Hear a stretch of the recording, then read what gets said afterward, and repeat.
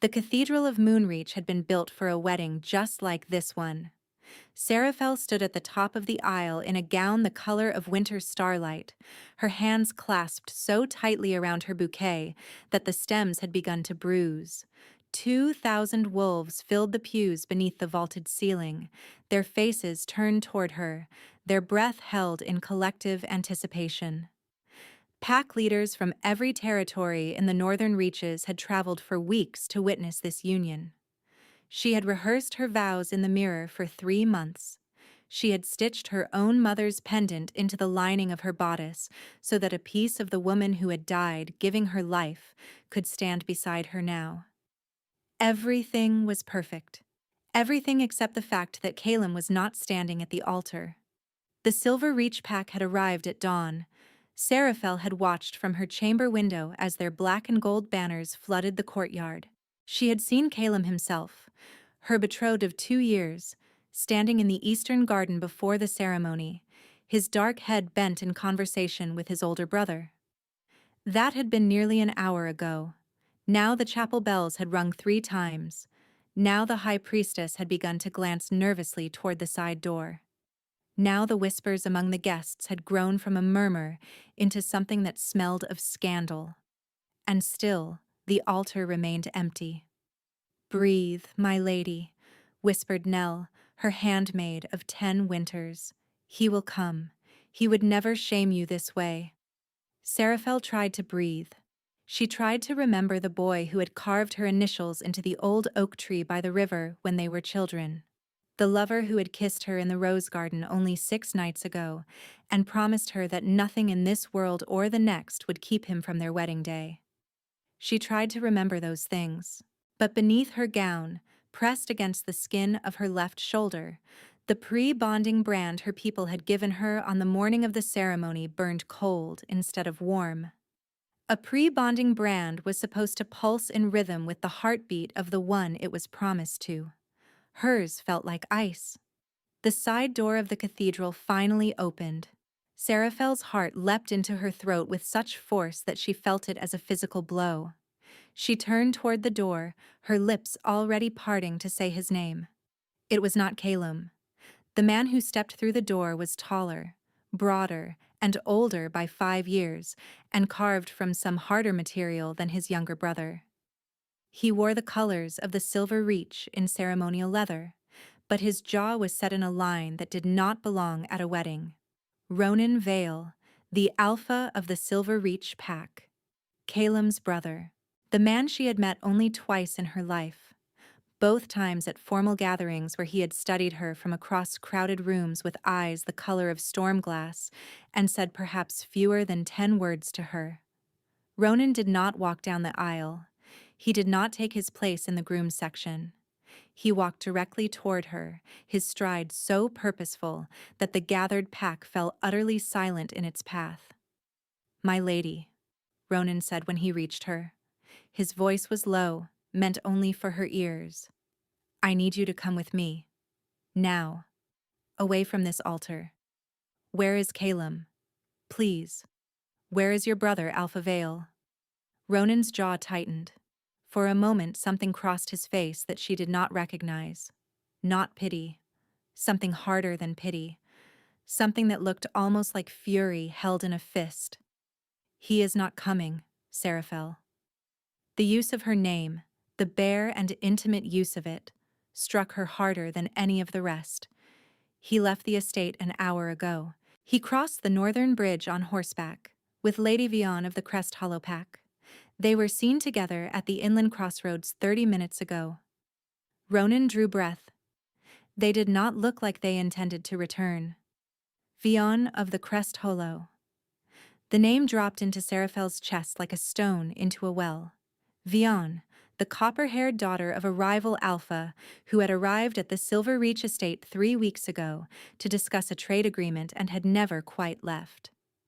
Vion, whom Seraphel had caught once in the corridor outside Caleb's chambers at an hour when no woman should be in that corridor. Caleb had promised her it was nothing. The bouquet slipped from Seraphel's fingers. She did not hear it land. 2,000 wolves had begun to whisper. The whispers rose into a tide. the shame, the insult. The daughter of House Aldermere stood at the altar and the veil boy ran off with a crest hollow. This is a declaration of war. Seraphel stood perfectly still as her world dissolved. Seraphel, look at me. She did not want to look at him. She wanted the stone floor of this cathedral to open beneath her feet and swallow her whole. But Ronan's hand touched her elbow, gentle as breath. Look at me, he said again, or these people will remember you as a woman who was broken at this altar. I do not believe you want to be remembered that way. She looked at him. His eyes, that storm-glass gray, held hers with a steadiness that had no business existing in this room, on this morning, at this precise moment of her public destruction. I have a proposal for you, Ronan Vale said. It is not the one you came here to accept, but I swear to you on my own name and my own blood, if you take it, you will not walk out of this cathedral humiliated. You will walk out a queen. The vestry behind the altar smelled of beeswax and dried sage. Seraphel sat on the narrow wooden bench where brides had waited out their final nervous minutes for 9 generations.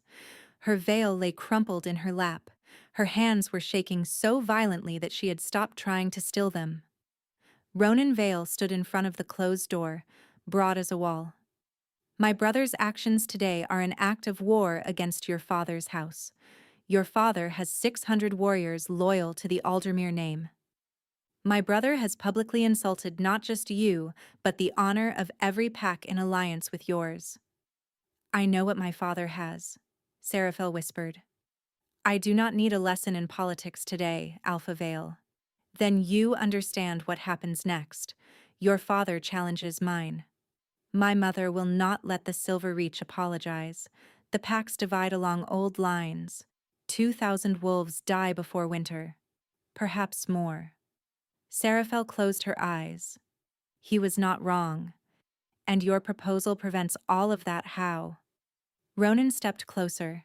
He did not sit beside her. He knelt. The alpha of the Silver Reach pack, a man who had fought 3 duels for his position and won them all before his 25th year, knelt on the stone floor of the vestry so that his eyes were level with hers.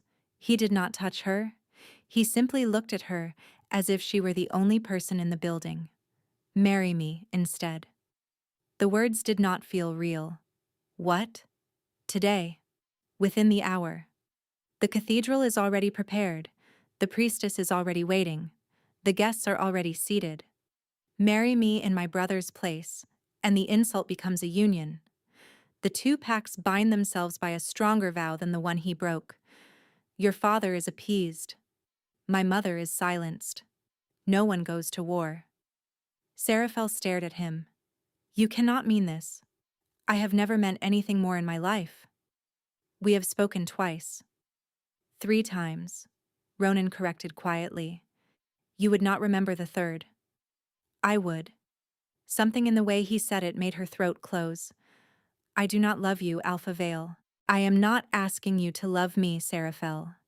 I am asking you to let me stand between you and the worst day of your life. Everything else we can decide tomorrow, or a year from now. Today, I am only asking for one word. She looked down at her own trembling hands, at the pendant of her dead mother pressed against her ribs, at the crumpled veil in her lap that no longer had a groom to lift it. Behind the closed door of the vestry, she could hear the rising noise of the cathedral. Her father's voice, sharp and terrible, demanding to know where his daughter had been taken. One word. She lifted her eyes to the face of the man kneeling before her, the man whose brother had just cut her heart out in front of 2,000 witnesses, the man who was offering her a crown as a bandage. Seraphel did not know yet that in the tower above the cathedral, a window had just opened. She did not know that a pair of storm-glass eyes, the color of his but younger and filled with something closer to horror than regret, were watching the carriages of the Crest Hollow pack ride back through the northern gate alone. She did not know that the man who had abandoned her was, at that precise moment, being carried senseless back to his chamber with no memory of the hour just past. She did not know any of that yet. She only knew that her mother's pendant was warm against her ribs for the first time since the ceremony had begun, and that Ronan Vale was waiting. "Yes," she said. The second ceremony lasted 11 minutes. Seraphel remembered almost none of it. She remembered the high priestess's hands trembling. She remembered the gasp of the assembled pack when Ronan Vale walked her down the aisle on his own arm, a thing that had never been done in recorded history, an alpha escorting his own bride to his own altar. She remembered the words of the binding vow coming out of her mouth in a voice she did not recognize, and then she was his wife. The carriage that carried them away from Moonreach was black lacquer and silver trim, drawn by 4 horses the color of polished iron. Ronan did not speak for the first hour of the ride. He did not touch her. He did not make any attempt to fill the silence with promises or declarations. He simply sat across from her, with his arms loosely folded, as if giving her the privacy of a room she had to live in alone. It was the single kindest thing any man had ever done for her. "Where are you taking me?" "To Ashenir, the seat of the Silver Reach. It will be your home now, for as long as you wish it to be. And if I do not wish it to be." Ronan turned his head slowly. His storm-glass eyes were unreadable.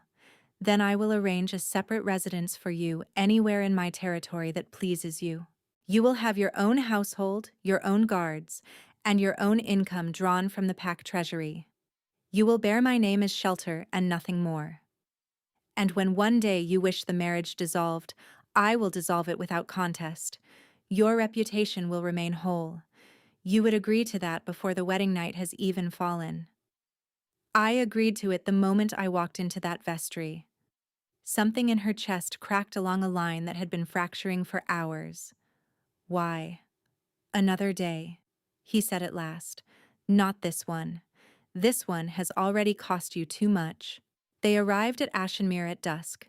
The estate rose out of a valley of black pines on a bluff overlooking a silver lake. The main house was built of pale stone the color of winter wheat. Lanterns had been lit along every path. The gardens were in their autumn bloom, late roses climbing the terraces. When the carriage drew up to the main door, the entire household was waiting. Not formally arranged. 60 or 70 souls standing along the path with lanterns in their hands and genuine curiosity in their faces. An older woman in a dove-gray dress stood at the top of the stairs with her hands folded. Ronan stepped down first. He did not reach for Seraphel. He offered her his hand. She took it. "My lady of Ashenir," announced the older woman, "the household welcomes you home." And the 60 or 70 souls bowed. Not the shallow courtesy bow of servants to a visiting wife, but the deep bow reserved for the lady of the house. Seraphel felt tears prick the backs of her eyes for the first time that day. Her rooms were not the rooms of a stranger. They were the rooms of someone expected, prepared for, cared about. Fresh flowers stood in vases. A fire had been lit. Her own trunks had already been unloaded. But it was the small things that undid her. On the writing desk sat a pot of the midnight blue ink she preferred, the rare kind imported from the southern coasts. In the wash basin, soap scented with wild bergamot, her favorite since girlhood. On the bedside table, a pitcher of the tea she drank to help her sleep, still steaming. And on the pillow, a single white rose. "How," she whispered, "could you possibly have known all of this?" Ronan's jaw worked for a moment before he answered. "I asked your handmaid Nell a week ago, when the wedding plans were still my brother's affair. I had been given the task of preparing the guest wing for the Aldermere delegation. I wanted the rooms to please you when you visited. I did not yet know you would be living in them." Seraphel's throat closed. "A week ago, you did not know we would ever be anything to each other." "No. But you asked." "I wanted the rooms to please you," he said again. She sat down on the edge of the velvet bed because her legs would not hold her anymore. "Your chamber is on the eastern side of the house," Ronan said, "the opposite wing entirely. You will not see me unless you wish to." If at any point in the coming days or weeks you change your mind about this arrangement, Seraphel, you have only to say the word. I made you a promise in that vestry, and I intend to keep it whether or not I ever sit across a dinner table from you again." He inclined his head in the smallest of bows, and he stepped back to close the door. "Ronan." He paused. "Thank you," she said. Ronan looked at her for a long moment, and then, softly, in the voice of a man speaking a private vow to himself as much as to her, he said, "My lady, there is nothing you need thank me for. Not tonight. Not ever." The door closed. Seraphel sat alone in the firelight, in the gentlest room she had ever stood in, wearing the wedding gown of the wrong brother. And for the first time in 18 hours, she began to cry. What she did not know, as her tears fell into the silk of her lap, was that 3 stories below, Ronan Vale was bent over a letter he had just received by Hawk from a source inside the Crest Hollow pack. A letter whose contents would, if the woman weeping in the eastern chamber ever read them, shatter what little remained of her understanding of the wedding day she had just survived. She did not know that yet. She did not know that her pre-bonding brand had begun to warm the instant Ronan Vale took her hand in the cathedral.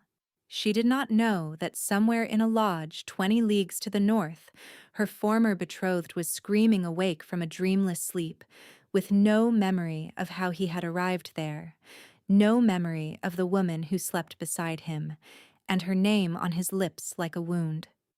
She only knew that the room smelled of bergamot and wild roses, and that for the first time in her life, someone had prepared the world for her arrival before she had thought to ask. 4 weeks. 4 weeks Seraphel had lived at Ashenir, and not once had Ronan Vale touched her without permission. She had expected the opposite. She had been raised on the stories pack women whispered about what it meant to marry an alpha. The possessive hands, the sleepless eyes. She had braced herself on the first night with her back pressed to the headboard, waiting for the handle of her door to turn. It had not turned. It had not turned the second night, or the 15th, or the 28th. Instead, Ronan had given her space so deliberate it felt like a gift she did not know how to unwrap. Breakfast was sent to her chambers unless she requested company.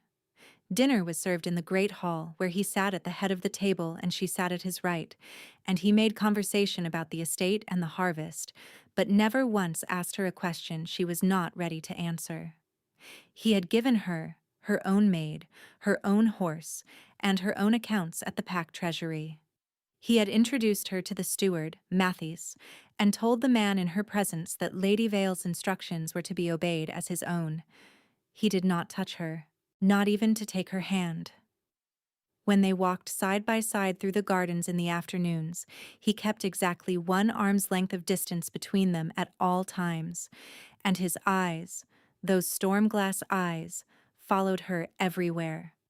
She had begun to feel them even when she could not see him. She had begun to find reasons to turn her head.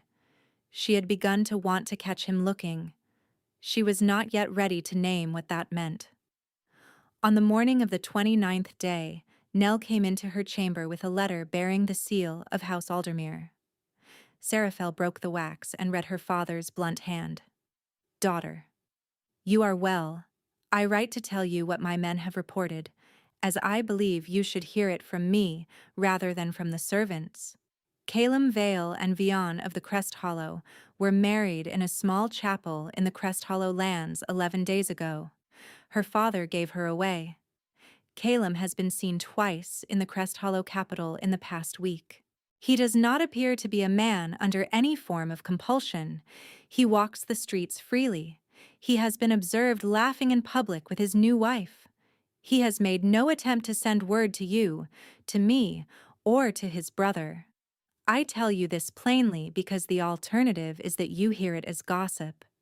You have married well, better in truth than I had ever dared to hope for you.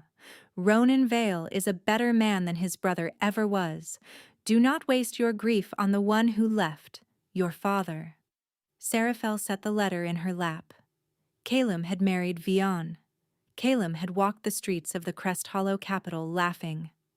Calum had not been dragged from his bed in a drugged haze by conspirators. Calum had simply met another woman 3 weeks before his wedding, decided he preferred her, and ridden away from Seraphel's altar of his own free will.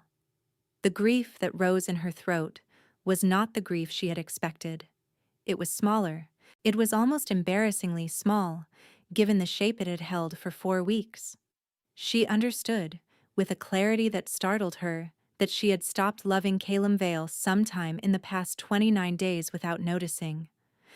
Perhaps she had stopped loving him the moment he did not arrive at the altar. Perhaps the love had been a shallow thing all along, the kind of love that grows from proximity and family arrangement and the comfortable story a young woman tells herself. Seraphel folded the letter carefully. She rose, crossed to the hearth, and dropped it into the flames. Then she went downstairs. Ronan was in the courtyard, sleeves rolled to his elbows, working a young colt on a lead rein. He looked up. He always knew when she had arrived in a room. "I have had a letter from my father," Seraphel said. Something passed across Ronan's face. It was gone before she could read it. "Ah, you already knew. I heard 4 days ago from my own sources. I did not know how to tell you, so I did not. That was a failure of courage on my part. I apologize for it." She looked up at him. "Tell me the truth, Ronan. Did your brother ever love me?" Ronan did not answer quickly. He stood in the autumn light and considered her question as if it deserved considering. "I think he believed he did. Calum has always believed what was convenient for him to believe. I do not think he was capable of the thing you deserved. And you knew this." "I suspected it." "For how long?" "Since the night of your engagement feast, when I watched him flirt with a kitchen girl in the corridor outside the banquet hall, while you sat inside at a table full of his relatives and laughed at jokes that were not funny." Seraphel's breath caught. "You were there. I was there. Why did you not tell me?" "Because you did not know me, and he was my brother, and you would have heard it as the slander of a jealous rival. I thought you would learn the truth of him before the wedding. I was wrong." Seraphel looked down at her own hands. They were no longer shaking. They had not shaken in some days, she realized, though she had not noticed until now. "Why did you marry me, Ronan?" "To prevent a war." "That is the political answer.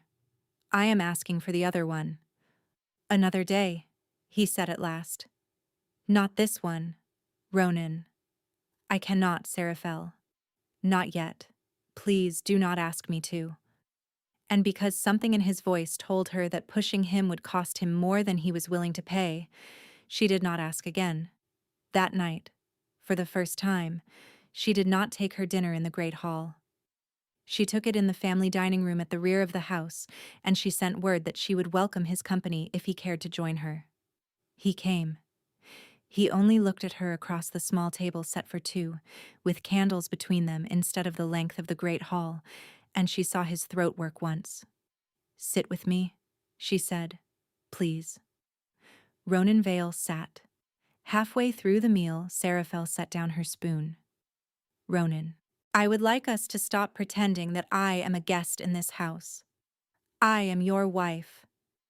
I do not yet know what that means to me, but I am tired of being treated like a creature who might shatter at a touch.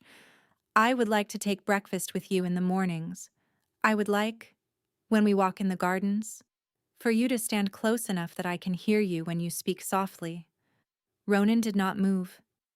"Is that something you would like as well?" she asked.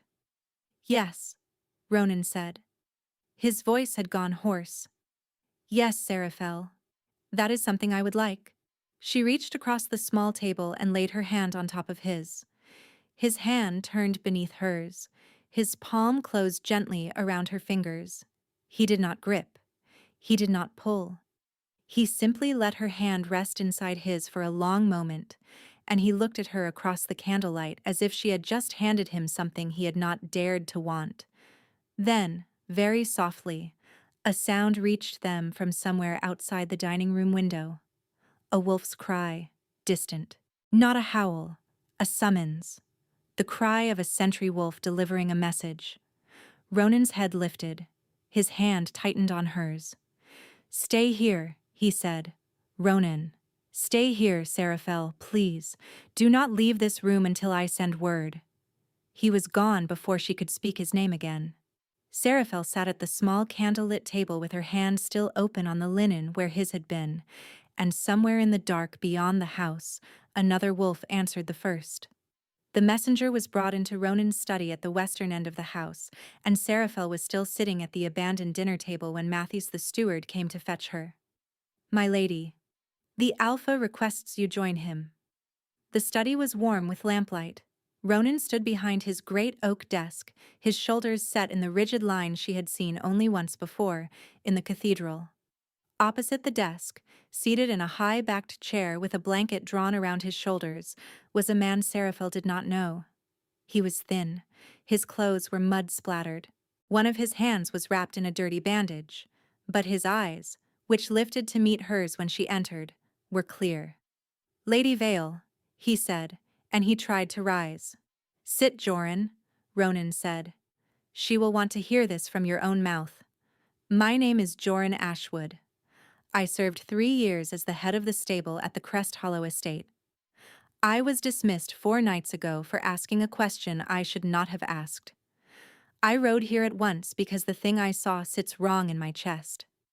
Ronan poured a glass of dark red wine and set it in front of Joran. "Tell her what you told me. On the morning of the wedding," Joran said to Seraphel. "I was in the stables at the Silver Reach. An hour before the ceremony was to begin, young Lord Calum came into the stables. He was not well. His eyes were strange. He walked as if his feet did not know where the ground was. He was escorted by 2 men I did not recognize, and by Lady Vion's own handmaid. They put him on a horse. He did not resist. He did not speak. The handmaid whispered something into his ear before they rode out, and his face changed, and after that he went with them of his own accord." Seraphel felt the floor shift beneath her feet. What did she whisper? I could not hear the words, but I saw a small vial in her palm. Dark glass. No larger than a thumb. Ronan's hand had closed slowly into a fist on the surface of his desk. "Continue." "When I returned to the yard, I overheard Vion's senior handmaid speaking to a man in the side passage. They did not know I was there," she said, and I remember her words exactly. The younger brother was the easier mark. If we had tried to take the older one, we would have needed twice the dose and 3 times the coin. She said, "By nightfall, the prize will think he chose her of his own heart, and the Alpha of the Silver Reach will be too busy cleaning up his brother's mess to question any of it." Seraphel's legs gave out. Ronan moved so fast she did not see him come around the desk. His arm was under her elbow before she had fallen, guiding her into the chair that had stood empty beside Joran's. His other hand found her shoulder and rested there. Joran went on, though his voice was lower now. 3 weeks before the wedding, my lady, Lady Vion had been sent for by her father. He had sent 2 of his senior retainers back with her, men who did not normally travel in the courtship party of a young noblewoman. Men who had served as quiet hands for her father in matters the Crest Hollow does not speak of openly. "Her father," Seraphel whispered. "Her father ordered this." "I believe so. The Crest Hollow have wanted a foothold in the Silver Reach lands for 40 years. A marriage with the younger brother gives them a legitimate claim on the bloodline. A marriage with you, the daughter of Aldermere, would have locked them out forever. They did not assassinate you. They did a more surgical thing. They took the groom." "Did anyone else know?" Ronan asked, his voice so controlled it frightened her. "Is there anyone in the Silver Reach itself who was involved?" Joran looked up. The handmaid mentioned one name in the yard. She said, "The mother will smooth the waters on the Silver Reach side. She has been owed a debt by the Crest Hollow these 6 years, and she does not love the Aldermere girl. She will not stand against us." The silence in the study was the silence of a chamber after a blade has been drawn. "You are certain of this?" Ronan said. On my life, my alpha. Ronan had Matthews take Joran to a chamber and to a physician. When the door closed again, Seraphel was alone with her husband. Ronan came and knelt in front of her, exactly as he had knelt in the vestry 4 weeks earlier. He took both of her hands and held them against his chest, over his heart. Seraphel, look at me. She looked at him. His face was terrible, not with rage at her. With rage at what she had just been told. With grief on her behalf. With a tenderness so fierce it had nowhere else to go. Caleb did not abandon you of his free will. He was drugged and led away. By a woman whose father paid for the dose and whose accomplice had a debt of 6 years standing from your mother-in-law, who said nothing and did nothing because she did not want you in her house. All of it, Seraphel whispered. All of it was lies, the laughing in the Crest Hollow streets, the public appearances. He does not know. He still does not know what happened to him. I believe he does not. Your mother. Ronan's voice cracked when he answered. Yes. Seraphel pressed her hand over her mouth. She was past crying. She was somewhere dry and bright and very cold. I burned my father's letter this morning, she said, half to herself. I thought I had understood the shape of it. I am sorry, Seraphel. No. Do not apologize for them. You told me in the vestry you would stand between me and the worst day of my life, and I thought you meant the wedding. You did not mean only the wedding. Did you? Ronan's gray eyes did not look away. No. You knew. I did not know. I suspected. I have suspected since I watched my brother stumble out of the estate at dawn with his face slack. I have been gathering evidence in secret for 4 weeks because I could not bring you the accusation without proof. Joran is that witness. And your mother. Ronan's mouth was a line. My mother will answer to me. Tonight. Before another hour has passed. Something outside the window moved. A shadow across the glass. A horse in the courtyard, though no rider had been announced. Ronan's head turned sharply. He rose to his feet, pulling Seraphel up with him, one arm going around her waist to move her behind him.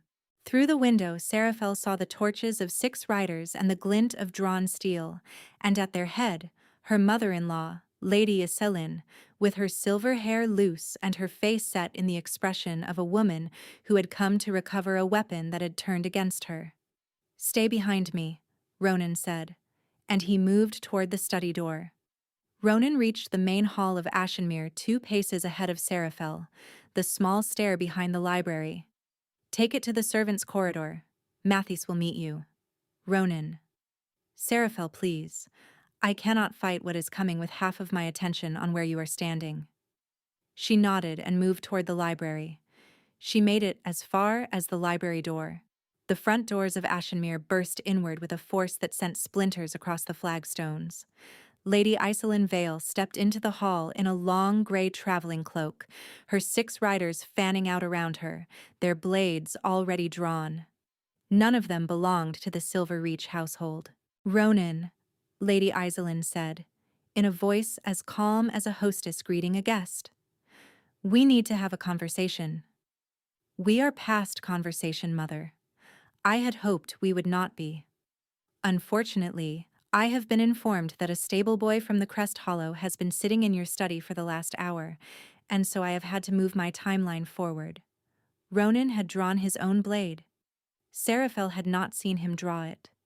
One moment his hand was empty, and the next it was full of a long, dark sword with a bone hilt, the sword of the Silver Reach Alphas. How long? Ronan said. How long have you been in the Crest Hollow's pocket? Since the year your father died, Ronan. Your brother was 12. You were 17. I was a widowed Alpha's mate with 2 sons to raise in a pack that had begun to eye my position. I did what I had to do. Alpha Halloween offered me protection in exchange for favors to be paid in the future. For 15 years, the favors were small. This year, he came to collect the larger one. The larger one being my brother. the larger one being a Vale heir in a Crest Hollow bed. The girl at the altar was never going to bear my grandchildren, Ronan. I would not permit it. You know why. Seraphel, standing frozen in the doorway of the library, understood in the space between two heartbeats. Her mother. Her mother, who had run away from an arranged marriage with Iceland's own brother nearly 30 years ago to marry Seraphel's father instead. Her mother, whose flight had cost the Vale family an alliance and a dowry, and, the old women had always said, a great deal of Iceland's personal pride. Iceland had patiently kept her grudge warm for 3 decades, and then, when the chance came, she had fed it. Seraphel's knees locked. She did not run. She found, to her own astonishment, that she did not want to run. Calum was drugged, Mother. You helped them drug my brother. I helped them prevent a disaster. He is your son. He is a foolish, self-indulgent boy who has been happier in the Crest Hollow in 4 weeks than he was in the Silver Reach in 25 years. I gave him a future he would never have had the courage to choose for himself, and the woman he left at the altar. Iceland's eyes moved past Ronan's shoulder to the library doorway where Seraphel stood. The woman he left at the altar has, I understand, made a strategic recovery. Your marriage is an embarrassment to both houses and can be annulled quietly within the week. She will return to her family with her dowry intact. You will remain free to marry a woman appropriate to your station. She is my wife. She is a pretext. Put down the sword, Ronan. Ronan did not put down the sword. Get out of my house, Mother. Ronan, get out of my house, or the men you have brought with you will not leave it. The 6 riders shifted. The tallest, a bald man with a scar that ran from his ear to his jaw, took 1 step forward. And then, from the far side of the hall, from the doorway of the servants' corridor, Matthews the steward stepped into the light. Behind him came Joran Ashwood, still in his mud-splattered clothes, holding a crossbow. Behind him came 4 of the Silver Reach house guards, blades drawn. And behind them, the older woman in the dove-gray dress who had welcomed Seraphel on the evening of her arrival, with a long hunting knife held low along her thigh. The Silver Reach household had arranged themselves around their alpha without being asked. Lady Iceland saw the shift. You would turn your own household against your own mother. I would turn my own household against any person who threatens my wife in my hall. The scarred man moved. He was fast. Seraphel had an instant to understand that he had not come to negotiate. He had come to kill her. He crossed the hall in 3 strides, blade raised, his eyes never leaving the library doorway. Ronan moved to intercept him. Their blades met in the center of the hall with a crack that sounded like a tree splitting. Sparks.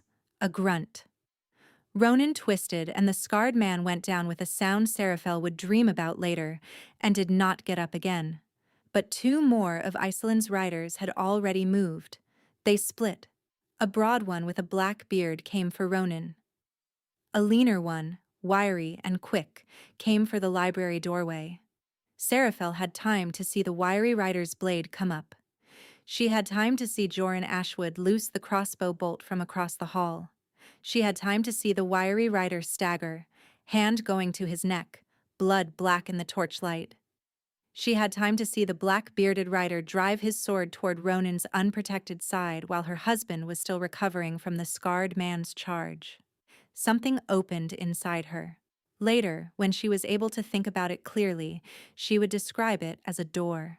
A door she had not known was in her, behind which something had been waiting all her life, patient as a kept promise. The door opened, and the thing behind it came out. And it was not rage, and it was not terror. It was recognition. Her body understood, for the first time in her 23 years of life, that it had been waiting to be used for this exact purpose. Seraphel had never once in her life attempted a shift. Her bloodline carried it.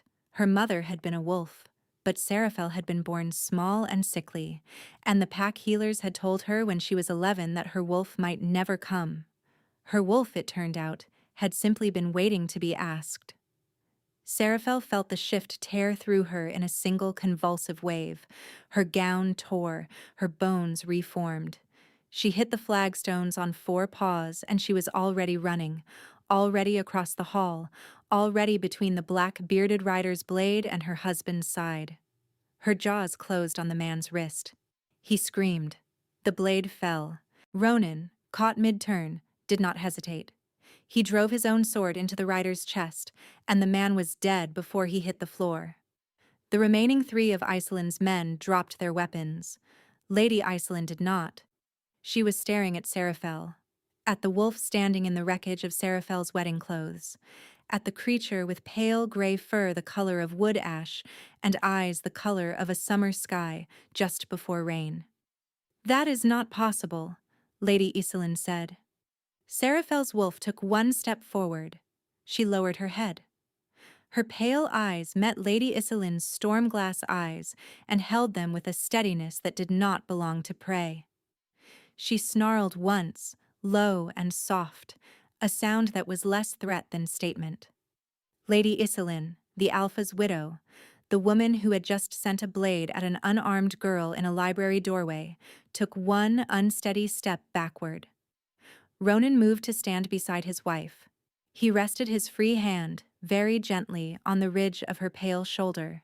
Seraphel felt the touch run through her whole wolf body like a chord struck on a harp string. "Mother," Ronan said, "you will return to your rooms. You will be under guard until the pack council meets at the new moon. I will not kill you tonight. You are my mother, and I will not have your blood on these stones. But I will see you tried for what you have done, and if the council rules against you, I will not lift a finger to stay their hand." Lady Iceland did not answer. She turned and walked out of her son's hall with her back straight, and 4 of the Silverreach house guards closed around her as she went. Seraphel's wolf sank down onto the bloodied flagstones. Ronan was on his knees beside her before the doors had finished closing, and his hands were in her fur, and his forehead was pressed to the top of her head, and he was shaking too hard to speak. Seraphel tried to shift back. Her body, exhausted, did not obey. She whined softly, and Ronan slid out of his own heavy outer coat and laid it over her gray fur like a blanket. "Take your time, my lady," he said, his voice roughened almost past recognition. "I am here. I am not going anywhere." And through the window of the great hall, if anyone had been looking, they would have seen a single rider on the northern road, ridden hard from the direction of the Crest Hollow, pulling his lathered horse up at the gate of Ashenir and demanding, in a hoarse and desperate voice, to be brought at once to the brother he had not seen in 4 weeks. Calum Vale had come home. It took Seraphel an hour to shift back. She lay on the flagstones wrapped in Ronan's heavy coat, her body exhausted in a way no human sleep could touch. Ronan stayed beside her the entire hour. He did not speak. He only rested 1 hand on her ribs where her breath rose and fell, and he stared at the closed doors of the hall as if daring the world to send something else through them. When the change finally came, it came as softly as the first had come violently. "Ronan. I am here. Calum is at the gate." Ronan's head lifted. "You heard. My ears did. I could not come back fast enough to tell you." He gathered her up in his arms. He carried her up the great staircase as if she were made of spun glass. He laid her on the bed and pulled a quilt over her. "Ronan." He stopped in the doorway. "Let him in," she said. "Seraphel. Let him in, Ronan. Whatever he has come to say, I want to hear it. I want to see his face when he says it. I have spent 29 days being spared things. I do not want to be spared anything tonight." Half an hour later, clean and wrapped in a woolen gown, her hair braided by Nell's quick hands, Seraphel walked into Ronan's study. Calum Vale stood in the center of the room. He was thinner than she remembered. There were hollows under his eyes. His clothes were filthy from hard riding. When he saw her, he made a sound she had heard once before in her life, when she was a child and her father's favorite hound had been kicked by a horse in the stables. Sarah fell. Calum. He did not cross the room to her. He seemed to understand that he did not have the right. I did not know, Calum said. I swear on our mother's grave. I did not know what I had done until 3 nights ago, when I woke in a bed that was not mine and could not remember how I had come to be there. I did not know where I was. I did not know who the woman sleeping beside me was. I thought I had gone mad. What did you do? Seraphel asked quietly. When you remembered? I rode. I took the first horse in the Crest Hollow stable, and I did not stop for 2.5 days. And I am here because there was no other place on this earth I could be. Seraphel looked at him. She had expected to feel something fierce. Rage, satisfaction. What she felt instead was pity and distance. The man standing in front of her was not the man she had loved. The man she had loved had never existed. The man she had loved had been a story she had told herself about a boy who had carved her initials in a tree. The real Calum was this one, thin and frightened and aware, for perhaps the first time in his life, that other people were not arrangements of scenery around him. He was not her concern anymore. She said, instead, a thing that surprised her. Calum. Your mother arranged what happened to you. Calum's face did not change for a moment. Then it changed all at once. No. Yes. Vion's father and your mother together. Joran Ashwood heard them say so in the yard on the morning of the wedding. Calum sat down. His legs folded under him, and he found himself in the chair before he understood that he was falling. She would not. She would. She did. She came here tonight with 6 men to have me killed. She is under guard now in the East Wing. The Pack Council convenes at the new moon. Calum looked at Ronan. Brother, Calum whispered. Do not ask me to comfort you, Calum. Not tonight. I have spent my adult life cleaning up the mess of your choices, and this time you are going to sit in that chair, and you are going to feel every inch of what you have done to the woman standing behind me, and you are not going to be allowed to look away from it. Ronan, I did not choose this. You chose every step before it. You chose to flirt with that girl in your mother's parlor. You chose to let her sit at your dinner table for 3 weeks, when you knew it hurt your betrothed. They did not drug a good man, Calum. They drugged the man you made yourself into. Calum's face crumpled. Seraphel felt only a quiet, scraped clean exhaustion and the steady presence of her husband in the room. Ronan turned to her. My lady, is there anything else you wish to ask of him tonight? Seraphel shook her head. Then I will have him taken to a chamber. He will remain in this house until the council meets. He will testify to what was done to him.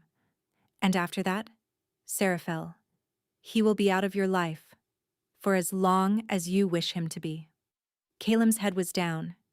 He was crying silently into his own hands. Seraphel walked past his chair without touching him, and she went to stand beside her husband. Ronan's hand found hers. His fingers laced through hers without hesitation for the first time, and he held on. In the small hour before dawn, when Seraphel could not sleep, she rose from her bed and walked the silent corridors of Ashenir in her bare feet, and she found herself, without deciding to, at the door of the West Wing. The door of his chamber stood slightly open. He was at his desk, not sleeping. A single candle burned. He was bent over a letter, the 4th or 5th she had seen him bent over in the last day. I could not sleep either, he said without looking up. You knew it was me. I knew it was you before you reached the west corridor. She crossed the room. The letter under his hand was old, the parchment ink browned with age, the seal across the top broken long ago. What is that? Ronan looked up for a long moment. His storm-glass eyes were tired in a way she had never seen them. Sit down, Seraphel. I owe you the answer you asked for this morning. She sat on the edge of his desk. When I was 16, Ronan began, My father brought me to an Aldermere summer festival. My mother had objected. My father had ignored her. He thought the silver reach had grown too insular. He took me to meet your father's house. Seraphel did not breathe. You were 8. You were in a garden with your mother's old handmaid, because your mother had died 2 years earlier. You had a small, serious face. You were watching a line of ants carry crumbs across a flagstone, and you looked up when I walked past and you said, "These ones are slower because they are carrying more than they should." And then you looked back at the ants. Seraphel's hand rose to her mouth. I have thought about that sentence, Ronan said, for 15 years. Ronan. I watched you across rooms at 3 formal gatherings after that. I was 4 years too old. My brother was the spare heir who needed a political marriage, and my mother would have killed my father if he had suggested a different arrangement. So I said nothing. I went home. I let my brother court you. I let my brother become engaged to you. I told myself my brother would grow into the kind of man who deserved the sentence about the ants. Seraphel was crying now. She had not noticed when it started. I did not expect that he would fail you this spectacularly. I did not expect to be the one standing in the vestry. But when I walked into that cathedral, Seraphel, and I saw you standing alone at the altar with your mother's pendant in your bodice, and your world coming down around you, the boy who had kept that sentence in his chest for 15 years simply did the only thing he could think to do. You married me to save me. I married you because I have loved you since I was 16 years old, and I was never going to stand in a room again where you were being given away to another man. Seraphel slid off the edge of the desk. She sank to her knees in front of his chair. She put her hands on his knees. Ronan, I did not intend to tell you tonight. I did not want your gratitude, and I did not want your pity. I wanted you to come to me, if you ever came to me, from a place that owed me nothing. I am not here from gratitude, Ronan. I am here because I have been walking toward this door for 29 days, and tonight I finally understood that I had been walking toward you the whole time. Ronan's eyes closed. He lifted one of her hands from his knee. He turned it palm up. He pressed his mouth to the center of her palm, and the kiss was not a claiming. It was a thing given. When he opened his eyes again, she was closer. She leaned in and kissed him. It was not the kiss of a woman seeking comfort. It was the kiss of a woman who had chosen. His hands framed her face, and he kissed her back with an ache in it that had been kept for 15 years, and somewhere inside her chest, the pre-bonding brand that had gone cold at the altar flared warm and true and right. When they broke apart, she was sitting in his lap. Outside, the sky over Ashenir had begun to turn the color of pearl. There is more, Ronan said against her hair. Of course there is more. The Crest Hollow have moved on the northern passes. A rider came an hour before you did. Alpha Hollowan is using Calem's absence as a pretext. He is claiming the Silver Reach has kidnapped my brother. He is marching on Ashenmere with 1,000 wolves to reclaim his son-in-law. Seraphel lifted her head. 1,000. By tomorrow evening. Ronan. I know. Your mother. She will be moved to a keep in the hills before dawn. My council will ride at first light. We will meet them on the open ground before they reach the walls. I am going with you, Seraphel. I have a wolf, Ronan. I have a wolf and a reason to use her. Do not ask me to stay behind a door again. I am done hiding behind doors. Ronan looked at her in the growing light. He did not argue. He reached past her for a quill and a square of parchment, and he wrote a single line, and he folded it and sealed it with his own ring. Then the first thing we do, he said, is send a hawk to your father. He has 600 warriors. If we are lucky, he rides within the hour. The Crest Hollow were faster than expected. By midday, their vanguard was visible on the ridge north of Ashenmere, a line of riders a half-mile long with the green and black banners of Alpha Hollowan's pack whipping in the autumn wind. Ronan's scouts reported another 800 wolves on foot an hour behind them. The Silver Reach had gathered 300 of its own warriors to the walls. The Aldermere answer to Ronan's hawk had come back within the hour, and 600 of Seraphel's father's wolves were on the southern road. They would not arrive until nightfall. The Crest Hollow would reach the walls by dusk. Ronan stood on the ramparts of Ashenir with Seraphel beside him in leather riding armor that had belonged to his grandmother. "They did not come to negotiate," Seraphel said. "No. What did your hawk tell them?" "I offered Holowen one chance to stand his army down. He replied that he would receive his son-in-law's body back whole if the Silver Reach surrendered Caleb and his wife at the walls before sunset. Otherwise, he would take the estate and everyone in it. He means to kill Caleb. He means to take back the vial in Caleb's blood and the memories returning to his head. Yes, my brother is a witness now. The Crest Hollow do not keep witnesses." Ronan turned from the rampart. His council waited on the stair below. Caleb stood among them in borrowed leathers, a blade at his hip. He had asked to fight. "You will hold the walls," Ronan said to his council. "I will take the field with 50 riders. The Crest Hollow believe they outnumber us 3-1. They do not yet know that the Aldermere are on the road. If we draw them into a protracted engagement, your father's wolves will take them in the flank at dusk. And if my father is delayed," Seraphel said quietly, "then 50 of us will hold 1,000 for as long as we can. The walls will hold either way. You will be inside them." "No." Seraphel. "No, Ronan. I told you this morning. I am done hiding." Ronan opened his mouth to argue and then stopped. He looked at her, in her grandmother's armor, with her dark hair pulled back and her blue eyes steady, and she saw the argument leave him the way a tide leaves a shore. "Beside me, then," he said. "Not behind me, not in front of me. Beside. He turned to Caleb. "You will hold the walls. You are the only living witness to what your mother did. If you fall today, she walks free. You will stay alive, because tomorrow morning you are going to stand before the Pack Council and you are going to tell them the truth." Caleb's jaw worked. Then he nodded, tight. An hour later, Ronan rode out of the northern gate of Ashenir at the head of 50 wolves, and Seraphel rode at his right shoulder.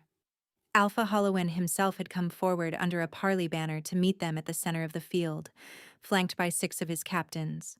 He was a tall man, gray-haired with the narrow face of a scholar and the flat, patient eyes of a man who had never once in his life lost something he wanted. His eyes found Seraphel first. "The bride," Holowen said. "So you survived the altar after all. Your daughter will be in a Silver Reach cell by the new moon," Ronan said evenly, "along with her handmaid and every man of yours who stepped onto our lands without invitation. Stand your army down. You will lose this engagement." "Will I? You have 1,000 wolves. I have 300 on these walls and 50 on this field, and 600 Aldermere warriors on the southern road who will reach this valley at dusk. That is 1,100, Alpha Holowen, to your 1,000. And mine are fighting for their lands. Yours are fighting for a grudge you nursed for 40 years because a woman you wanted married another man." "I know what this is." Halloween's eyes flickered. "You cannot know that. Your drugged victim is on my walls. Your daughter's handmaid has been in my cells for 6 hours and has talked for 5 of them. My mother, whose debt you called in, is under guard in my keep. I know everything, Holowen. Ride home." Holowen's gray eyes moved slowly from Ronan to Seraphel. They settled on her mother's pendant, which she wore at her throat over the leather of her armor, and something behind his face shifted. "Your mother," Holowen said quietly to Seraphel, "refused me too, you know. 41 years ago. I was the second suitor. Iselin's brother was the first. She refused us both. She went south with a man no one had heard of, and she died bringing you into the world. I have wondered for a long time what kind of creature she would have made if she had lived." "Ride home, Alpha Holowen," Seraphel said. I think not. He turned his horse. He rode back to his lines. Ronan lifted his hand. The 50 Silver Reach riders behind him raised their blades. The horn sounded, and the field erupted. The 50 Silver Reach met the Crest Hollow vanguard on the open ground. Seraphel shifted at a dead gallop. The armor fell away. Her horse, trained for this, peeled aside. She hit the ground as a pale gray wolf running at full speed, and Ronan's black wolf ran at her right, and the 50 behind them shifted on the move. The vanguard was 200 wolves strong. The vanguard had not expected 50 to meet them head-on. The field became teeth and dust. Seraphel moved through the battle with a clarity she had never known as a human. Her body understood angles, distances, and the precise moment to leap, and the precise moment to tear. Her wolf kept her pale shoulder within a breath of Ronan's black one. The bond between them, half completed, sang like wire through her chest. An hour of fighting, then 2. The Crest Hollow vanguard broke and fell back. The Silver Reach 50 had lost 11. The Crest Hollow had lost nearer 70. And still, on the ridge, 800 more waited. The sun had begun its descent. Ronan shifted back long enough to give orders. The 50 formed a wedge at the mouth of the valley. They would hold this narrow ground as long as they could. The Crest Hollow main body began its descent from the ridge. It was then that the 300 on the walls of Ashenir saw it. A dust cloud from the south. A long rising cloud that did not stop rising for a long minute, because the banners at its head were the red and gold of House Aldermere, and the 600 warriors following them were riding at a full charge. Seraphel's father had not waited for dusk. He had ridden his 600 at a pace that would kill half his horses, and he had arrived 3 hours ahead of the hour Ronan had promised, and his wolves were fresh. The Aldermere hit the Crest Hollow rear at the precise moment the Crest Hollow main body engaged the Silver Reach wedge. The 800 became a hammered strip of wolves between the 50 in front and the 600 behind. It was over in 40 minutes. Not clean, never clean, but decisive. Seraphel found Alpha Hollowen herself. He had dismounted. His horse was down. He stood in the center of a shrinking knot of his own warriors, his long blade in his hand, a cut across his forehead bleeding into his gray hair. He saw her pale wolf coming, and he did not run. He lifted his sword. Seraphel shifted back 3 paces before she reached him, rising from 4 legs to 2 in a single practiced motion she had not known she could do until she did it. She caught a fallen Silver Reach blade from the grass as she came, and she met Halloween's strike with it. He was stronger than her. He was taller. He had 40 years of swordplay behind him. But she had her mother's pendant burning at her throat and the cold, clean knowledge of what this man had done, and she did not need to beat him. She only needed to hold him until Ronan arrived. She held him. 3 exchanges. 4. Her arms screamed. Halloween's blade scored her shoulder. She did not yield. On the 5th exchange, she caught his sword in a bind and she twisted, and her father had taught her this trick when she was 12, and Halloween's blade spun out of his hand. He lunged for it anyway. Ronan arrived. He had been a wolf a breath before, and he was a man now. Bare-chested and bloody, and carrying his own bone-hilted blade, and he put himself between Halloween and the fallen sword without ever breaking stride. "Yield," Ronan said. Halloween, on his knees in the grass, looked up at the Silver Reach Alpha and then passed him to Seraphel. "For what?" Halloween said. "A cell and a trial and a rope. Yield, and the trial will be fair." "Do not condescend to me, boy." Halloween lunged. He came up off the grass in a single motion with a knife Seraphel had not seen, drawn from his boot, and he drove it toward Ronan's unarmored chest. Seraphel did not shift. She did not have time. She stepped between them with her borrowed sword raised, and she took the knife on the flat of the blade, and she turned her wrist the way her father had taught her, and Halloween's own weight carried him forward onto her steel, and the alpha of the Crest Hollow pack slid off the end of her sword into the autumn grass and did not rise again. The battlefield went silent. Seraphel stood above him with her chest heaving, and she understood, in a way she had not understood until this moment, that she had just killed a man. Ronan's hand touched her shoulder. Seraphel. I am all right. You are bleeding. I am all right. He did not argue. He took the sword gently from her hand. He turned her toward him. You saved my life, he said. Besides, she answered. The remaining Crest Hollow lines, seeing their Alpha down and the Aldermere closing from the rear, threw down their arms. The Battle of Ashenir Valley was over, and somewhere in the gathering dusk, her father's voice was bellowing her name across the field in a way he had not bellowed anything in the 17 years since her mother had died. They buried the dead at dawn on a hillside east of Ashenmere, Silver Reach, and Crest Hollow, and Aldermere together in the old way, because the wolves in the ground were no longer wolves of any pack. The pack council convened at the new moon, 11 days later, in the great hall, where Seraphel had shifted for the first time. 7 senior alphas from the northern reaches sat in judgment. Calum Vale gave his testimony in a steady voice. Joran Ashwood gave his. Vion's handmaid named every hand that had carried the vial. Lady Iselin Vale, silver-haired and straight-backed, spoke no word in her own defense. She was stripped of her wolf before the assembled council. It was not a sentence Seraphel had asked for. The council gave it unprompted, because an alpha's mother who had conspired with a foreign pack to drug her own son could not be allowed to keep the thing that had made her dangerous.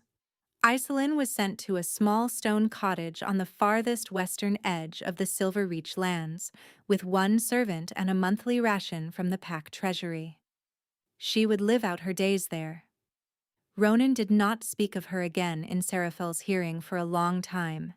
Calum was granted an annulment of his Crest Hollow marriage, which the Crest Hollow, leaderless and humiliated, did not contest. He did not return to Ashenmere. He took a small estate in the southern reaches and began, for the first time in his life, the slow and unglamorous work of becoming a different man. He wrote Seraphel a letter 6 months later. She read it once, and she did not burn it, and she did not answer it, and that was what the letter had asked for. Vion was sent to a convent in the mountains. What became of her there, Seraphel never learned. The pre-bonding brand on Seraphel's shoulder was replaced 7 weeks after the battle with a true bonding mark given in the traditional way. They performed the rite in the small family chapel at Ashenmere, with only Matthews and Nell and the older woman in the dove-gray dress as witnesses, because Seraphel had had enough of grand ceremonies to last her a lifetime. Ronan knelt before her. He had knelt in front of her in the vestry, in the courtyard, in the study, in the chamber before the candle. He knelt now for the last time and bared his throat. I gave you my life at the altar, he said. I give you my wolf now. It is the last thing I have that is not yours.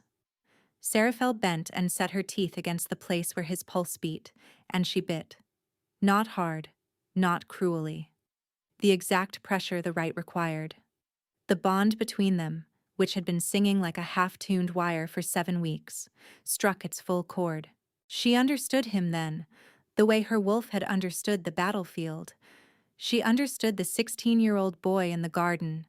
She understood the 4-week silence. She understood why his hands had trembled in the vestry, and why he had inclined his head at her door, and why he had never once asked her for anything she was not ready to give.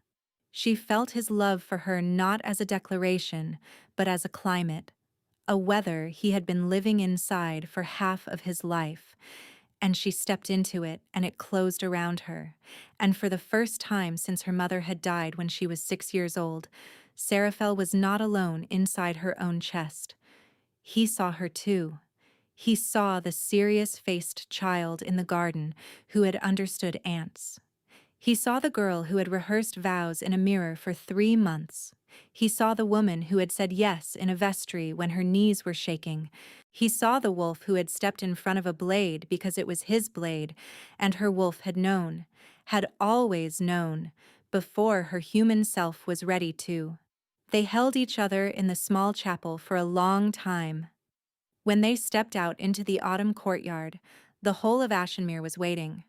The cooks, the stable boys, the household of 60 or 70 souls who had bowed deep on her first evening and had meant it.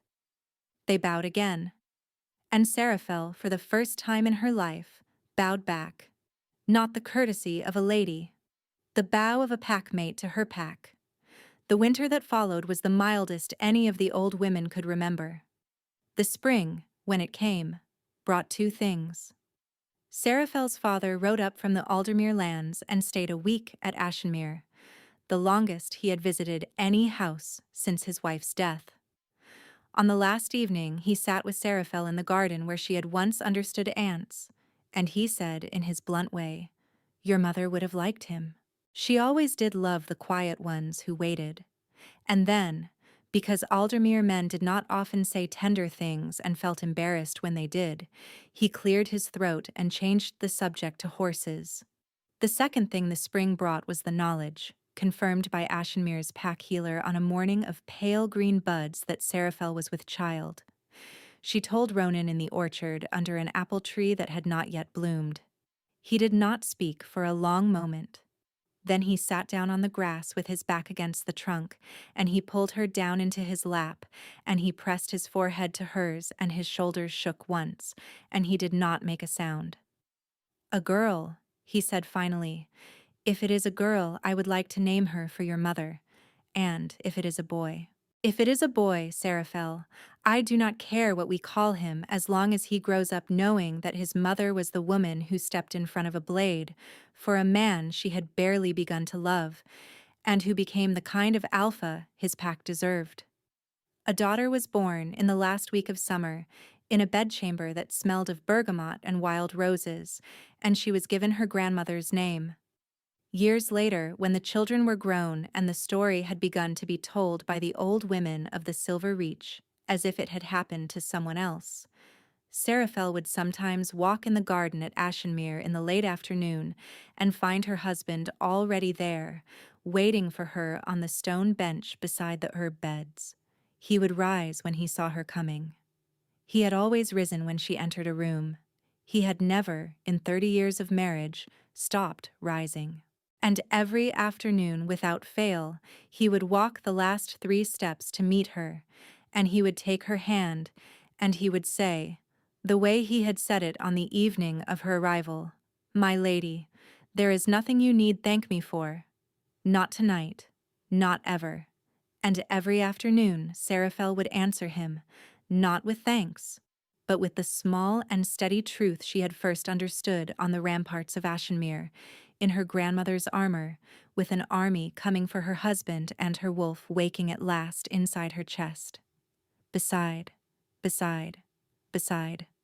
Thank you so much for listening. I hope you enjoyed this story.